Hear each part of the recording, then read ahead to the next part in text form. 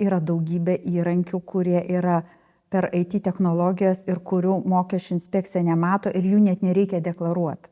Kaip pavyzdys paskyra. Gali būti ne banko sąskaita, bet paskyra. Pavyzdžiui, Interactive Brokers accountą tu turi ir jo nereikia deklaruoti mokesčių inspekcijai. Aš bandžiau uždeklaruoti, manęs nepriėmė, sako, nes čia yra paskyra. Ir į tą paskyrą pervedami pinigai ir viskas, juos gali bet kas pervedinėti.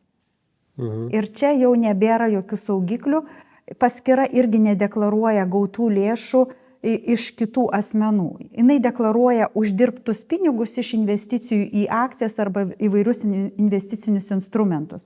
Bet jinai nedeklaruos, jinai registruota Europos Sąjungoje, bet jinai nedeklaruos, iš kur gavo pinigus.